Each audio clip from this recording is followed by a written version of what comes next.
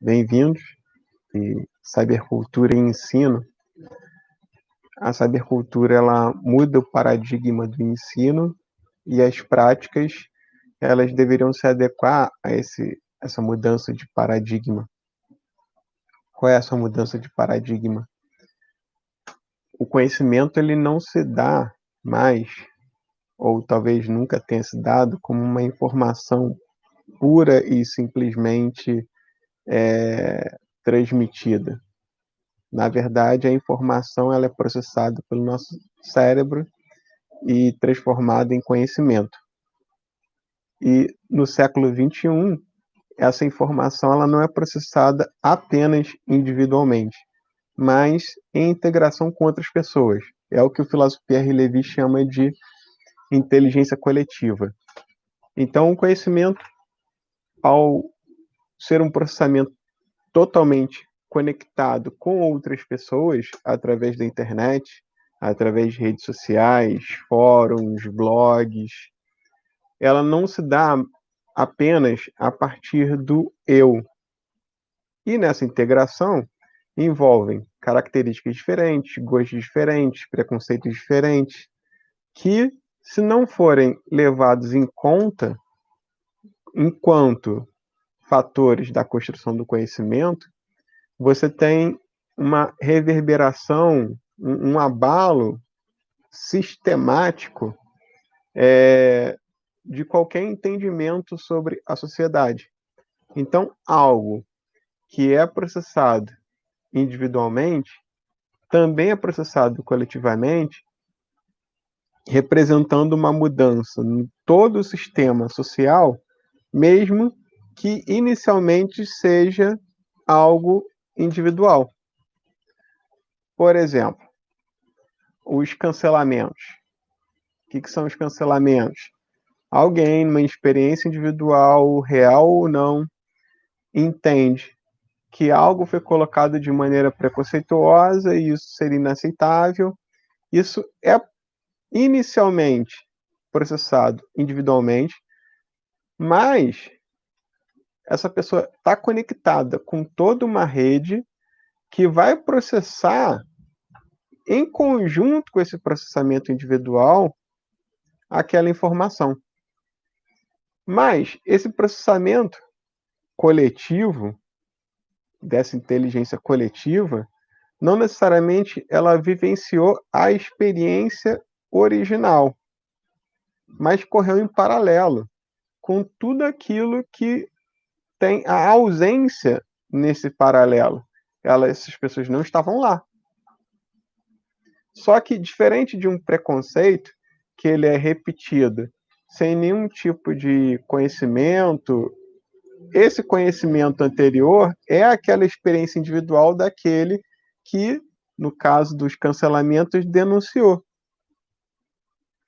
Mas essas pessoas que estão processando essa informação, a partir, de repente, de um print dessa pessoa, elas não estão acessando o fato direto. Elas estão acessando já um conhecimento daquele indivíduo. Então, ele printou uma parte específica, ele teve uma abordagem em termos de... Ele cortou a experiência completa e selecionou um trecho. Isso não é necessariamente deliberado. Quando nós estamos diante da realidade, nós não captamos tudo que está ali. Nós captamos uma parte dessa realidade. Quando nós transferimos essa informação já processada para as redes, nós transferimos uma parte dessa informação, que é a parte, segundo a nossa vontade, que nós processamos, e também, segundo a nossa vontade, é esse processamento.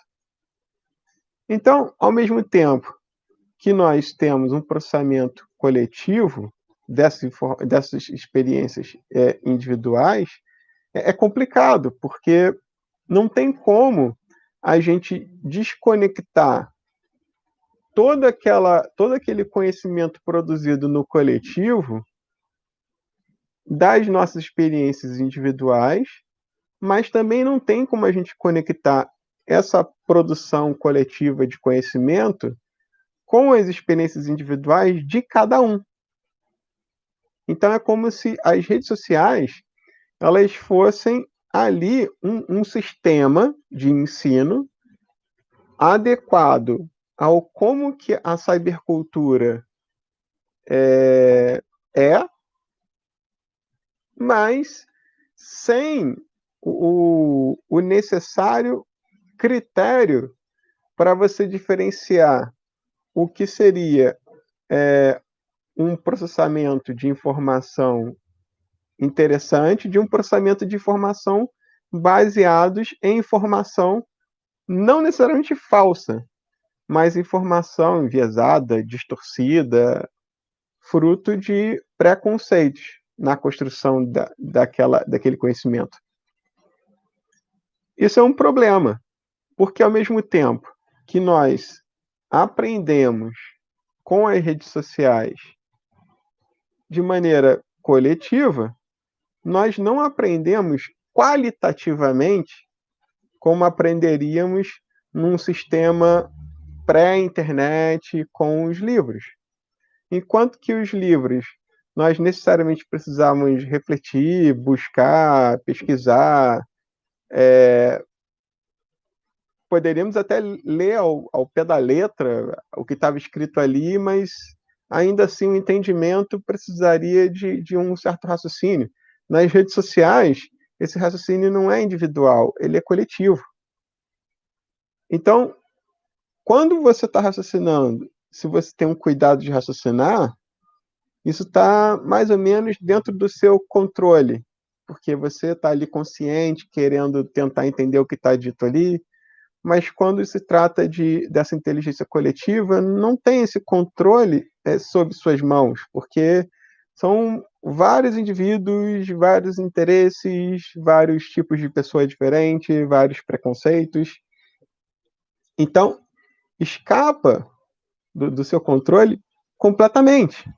Completamente. Então, como é que você faz para equiparar, em termos de qualidade, esse ensino adequado a essa inteligência coletiva de uma rede social, dessa interconexão que a internet proporciona, para que ela fique pelo menos um pouco mais de qualidade, como seria numa pesquisa acadêmica. Como é que você faz isso? A Wikipédia, por exemplo, ela se aproxima muito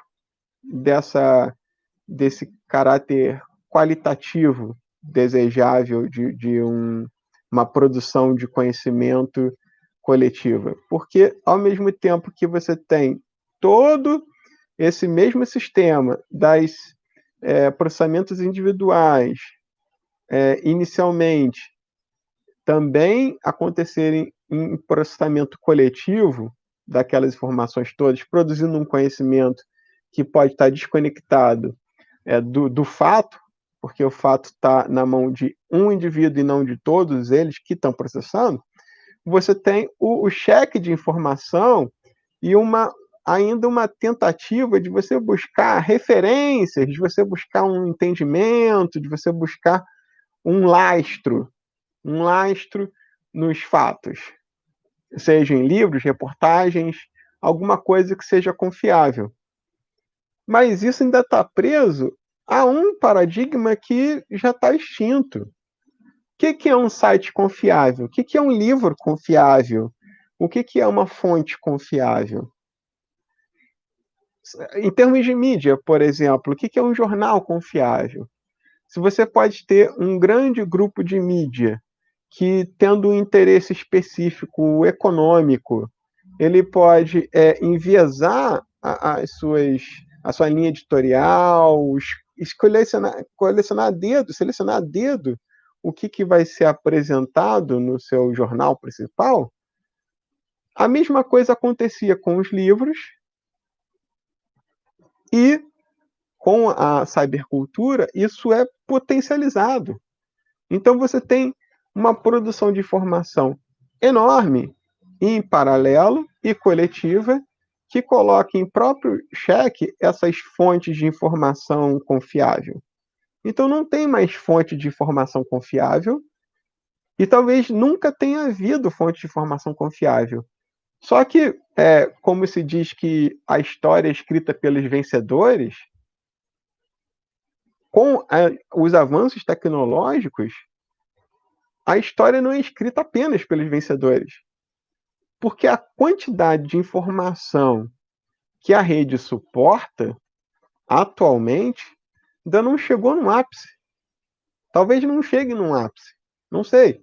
Mas quase tudo que foi colocado na internet até hoje, se não foi apagado, está lá ainda. Está lá ainda. Então, não são só as narrativas vencedoras que sobreviveram ao longo das décadas de internet. Todas as narrativas sobreviveram, tudo sobreviveu ao longo dessas décadas. Está lá em algum lugar, só está soterrado por outras informações, de repente não está indexado por Google ou outros buscadores, mas a informação está lá. Não precisa nem de muita arqueologia para descobrir essa informação. Você precisa saber aonde procurar, como seria a arqueologia, mas as ferramentas que a internet te dão para você buscar essa informação são muito mais eficientes do que os arqueólogos têm para descobrir uma pirâmide, uma múmia ou alguma coisa assim. Mas a informação está lá e ela não é substituída por uma informação mais fidedigna e às vezes ela não é avaliada, não é refletida porque ela é soterrada por outras informações. Por outras informações. Então, e isso é uma realidade. Você questionar essa realidade não muda ela. Não muda ela. Então, para efeito de comparação, para quem não está conseguindo visualizar como é que funciona essa construção, antes da internet, numa cultura, nós tínhamos uma construção individual, e essa construção individual, ela reverberava no meio social através de discursos, sejam eles escritos, sejam eles orais, que atendiam a um certo número de pessoas. Então, o processamento das informações, elas eram individuais, produzia-se aí um novo conhecimento através desse processamento e esse conhecimento era propagado. E poderia ser repetido, poderia ser reprocessado, enfim. Hoje, como é que é? As experiências individuais das informações são processadas pelo conhecimento e logo ali no início desse processamento da informação, você já tem um processamento coletivo. E qual é a diferença entre as pessoas ouvirem você falar sobre algo e esse processamento coletivo? Enquanto as pessoas te ouvem falar sobre algo, houve ali um momento de reflexão, um momento antes em que aquilo que está sendo processado pelos outros já foi processado por você. E é exatamente essa diferença. Não dá tempo de processar individualmente. E a própria ideia de não dar tempo não faz sentido, porque não se tem mais essa história de você ter o tempo para pensar nas coisas, porque a gente não pensa mais individualmente. A gente pensa coletivamente. Só que talvez a gente sempre tenha pensado coletivamente. As novas tecnologias apenas potencializaram esse pensar coletivamente. Então, se antes da internet a gente não conseguia processar coletivamente as informações porque não tinha tecnologia para isso, agora tem. Então, não faz sentido, mas você tem que ter tempo para pensar nas coisas. Não. Você nunca teve tempo para pensar nas coisas, senão em função de uma tecnologia que não existia ainda. Mas se você tivesse, você ia necessariamente pensar com o coletivo. Você ia necessariamente pensar com o coletivo. Então, a gente buscar um ensino conectado com em coerência com esse novo paradigma Na verdade, é apenas reconhecer que esse paradigma, devido a esses novos avanços tecnológicos, no caso a internet, representado pelo conceito de cybercultura, nessa relação, sempre existiu, só não era entendido dessa forma. O paradigma só não era esse há 200 anos atrás, porque as pessoas não entendiam que a construção do conhecimento ela era coletiva. Entendia-se que a construção do conhecimento era dos gênios, eram daqueles que eram abençoados por uma inteligência máxima e todos os outros tenham que ouvir e seguir aqueles que falavam. Aqueles que falavam. Mas nunca foi assim, porque esses gênios, eles tinham os assistentes, eles tinham os outros livros. Só que a velocidade em que esse processamento coletivo acontecia era menor. Era menor. Por que os grandes gênios, eles tinham os assistentes para ajudá-los? Não eram apenas para ensinar as novas e futuras gerações. Não, é porque parte do processamento dele se dava através desses assistentes.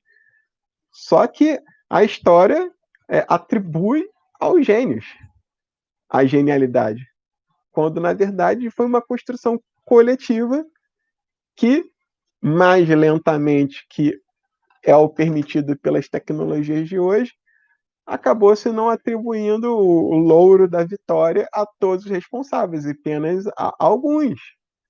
Não que a genialidade individual não exista, mas toda genialidade individual ela é sobreposta por essa coletiva, porque essa coletividade na produção de conhecimento é inevitável.